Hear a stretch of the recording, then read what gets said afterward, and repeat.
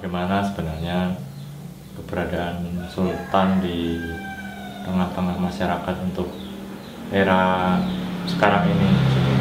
Apakah ada pergeseran dari sultan-sultan sebelumnya? Itu mensimbolisasikan ke utara itu hablum minallah, ke selatan itu hablum minannas.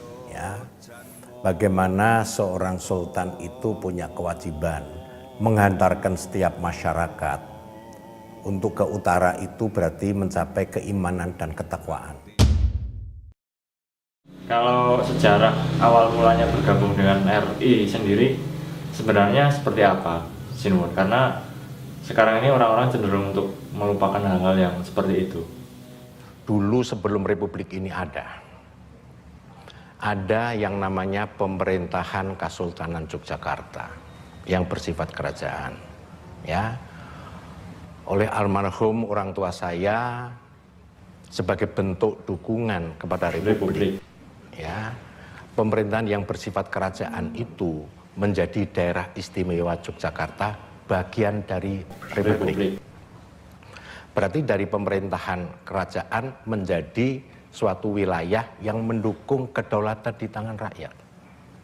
Tapi kalau kekuasaan itu demi kekuasaan itu sendiri, berarti yang akan terjadi rakyat merasa takut pada kekuasaan itu sendiri. Tapi kalau kekuasaan itu diabdikan untuk rakyatnya, dia punya kekuasaan merasa tidak berkuasa. Nah, kalau bicara masalah kewajiban nih Sinwon sebagai seorang sultan, untuk saat ini apa yang harus dikerjakan, terutama ya kepada rakyat atau kawula seperti itu, Sinwon? Kewajibannya itu mengabdi, tidak boleh minta bagian dari pengabdiannya itu. Contoh ya, 5 tahun sebelum almarhum itu wafat, saya berdialog.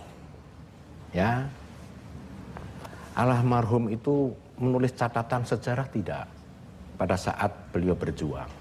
Dia mengatakan sama saya tidak.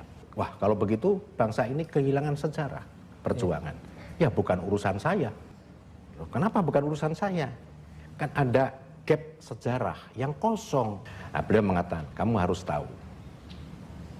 Saya ini sultan yang kewajibannya mengabdi untuk masyarakat rakyat bangsa saya. Dan itu sudah saya lakukan, ya sudah selesai. Nah, kalau dari Sinwon sendiri ya, apakah juga menerapkan konsep seperti itu? Maksudnya seperti konsep HB9 bahwa ketika menjadi sultan ya konsepnya adalah tahta untuk rakyat gitu. Apa yang saya lakukan, ya masyarakat tidak usah mengucap terima kasih, nggak ada masalah. Nanti kalau saya sudah mati, rakyat Indonesia melupakan saya juga nggak ada masalah. Yang penting saya sudah melaksanakan kewajiban yang harus saya lakukan, itu aja. Ya, terima kasih Sinwon. Jadi sudah dijelaskan secara detail tentang terutama tentang almarhum HB9. Jadi sebenarnya apakah ada satu niatan khusus yang belum tercapai untuk almarhum HB9 sendiri? Pada waktu itu beliau wafat, ya kan? Akhirnya persyaratan untuk mendapatkan pahlawan nasional itu kan keluarga harus mengajukan permohonan. Ketentuan perundang-undangan kan begitu. Saya mengatakan enggak akan saya ajukan. Tapi saya tidak bersedia untuk mengajukan permohonan pada pemerintah supaya orang tua saya diangkat menjadi pahlawan nasional. Itu tidak akan saya lakukan. Ya tadi itu, diingat ya syukur, tidak juga enggak apa-apa. Kalau ini beralih ke masalah Sinwon sendiri, terutama untuk keluarga. Jadi sebenarnya apakah ada masalah suksesi kepemimpinan untuk saat ini? Itu seperti apa? Lah sebagai masyarakat tidak usah bingung. Semacam musyawarah dulu. Lah sebagai masyarakat tidak usah bingung. Ya maunya apa gitu loh. Saya punya adik laki-laki juga banyak. Tapi anak saya wanita. Ya terserah masyarakat Jogja. Wanita itu juga memungkinkan untuk bisa menggantikan. Ya kan? Karena presiden pun juga pernah wanita, ya silakan saja. Ya, memang seperti itu, Sinun. Tetapi kemudian apakah ada jurus atau kiat untuk menghindari perebutan tahta raja? Saya tidak bisa mengatakan sekarang, tapi nggak usah bingung, yang laki-laki juga banyak kok. Kalau mau laki-laki kan gitu. Kenapa harus bingung? Gitu. Jika dimungkinkan Sinuwun berandai-andai, kira-kira apa? Banyak pilihan, Mas. Ya, banyak pilihan dalam arti saudara saya bisa, ya, atau saya nikah lagi, apa? Ya, Gimana atau sih? saya nikah lagi untuk bisa dapat anak laki-laki juga bisa. Tentang garwa selir atau poligami gimana? Ya, saya sih laki-laki maunya seperti itu.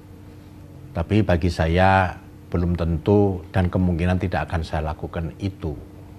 Ya kan? Karena saya tidak mau melukai anak-anak saya. Itu aja masalahnya. Zaman sudah berubah dan pada keyakinan agama saya, bukan masalah saya orang Islam, bukan masalah kawin 4 orang itu dimungkinkan. Tapi saya tidak bisa mengatakan. Ya kan? Kalau geger gimana? Terus kira-kira jalan tengahnya seperti apa? Apakah sudah ada semacam cara? Kita jagalah, kita jaga, jangan sampai itu terjadi. Yang penting kan kita membangun komunikasi yang baik. Ya kan? Bahwa semua itu punya potensi yang sama. Bagaimana kita mendialogkan dengan jujur dan baik. Hanya itu aja kok. Ya, tapi kalau kita tidak pernah beritikad jujur untuk mengkomunikasikan ya sesuatu yang penting untuk bisa punya pilihan terbaik dari yang baik, selama itu akan ada masalah. Ini kalau kita berbicara masalah perkawinan, sebenarnya secara hakiki kalau menurut Sinuwun, perkawinan itu seperti apa sih? Balai Somah. Balai Somah itu adalah rumah yang harus bisa membahagiakan isi keluarga yang ada di dalamnya. Nah, kemudian kalau tradisi perkawinan itu apakah masih dilakukan di keraton khususnya? Pernikahan itu secara universal sama, tidak seperti yang lalu. Yang lalu tidak sesuai, ya saya tinggalkan.